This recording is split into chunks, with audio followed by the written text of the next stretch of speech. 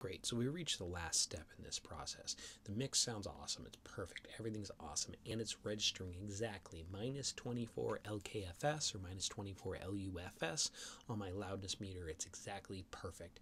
I'm ready to print it. The first thing I want to do is actually lay it back to the internal audio track so this file can get played back without the plugins and anywhere. So I'm going to arm my print track, and I would select the whole audio file. I'm not going to do that right now. I'm just going to select a little bit of it to make the point, but I'm going to select from the beginning, right before the 2-pop, to say right there. Okay, let's just pretend that's the whole mix. I'm going to record it, which for whatever reason is not letting me do, so I'm going to do it up here. It wasn't letting me do it with the macro, so I'm printing my mix, and we're going to pretend that this is the whole mix. Okay, cool. So the mix is printed. So this is gradable and all that. Okay, next thing we want to do, we're going to take that out of record. We're going to lay back the whole project to a video.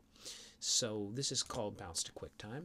So again, we could select from there. Maybe we want to do the whole thing this time. We have the option of offline bounce at this point. We're going to go bounce to QuickTime. Now a note about this.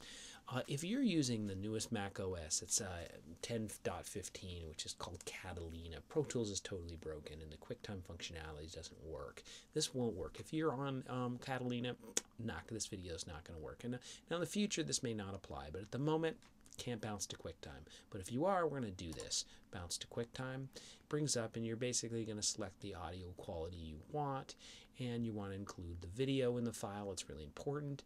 And in this case, I'm going to do it offline. It's just going to go really, really quick. If you're using any hardware inserts, you cannot offline, but if you're using just all digital plugins, it's fine. I'm going to bounce it. Boom, did the whole 30-second spot. It's going to probably ask me to save it. It does not ask me to save it. Let's actually go to the Finder and find out where it is.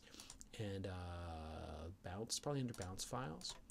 And there's the file. And if I press play on it, and you're going to want to name that appropriately, it's going to want to get the right name, follow NESCOM file standard protocol, but let's press play. And there's the video, and it's got audio. So that's a key step in the grading process to make sure that's included. Okay, so there you go. Do check other instructions, the instruction sheet. Do check other updated requirements. Read a little bit more on the instructions about file management, submixing, panning, automation. Yeah, you're going to want to use some automation in this to get the grade. Turn things up, turn things down, even if it's clip gain, panning. Cars racing across the screen, they should be panned. Effects, reverb, that kind of cool stuff. Bus compression, all the things got to be right. So read the instructions, read the rubric, make sure you've got everything right on that for maximum point value.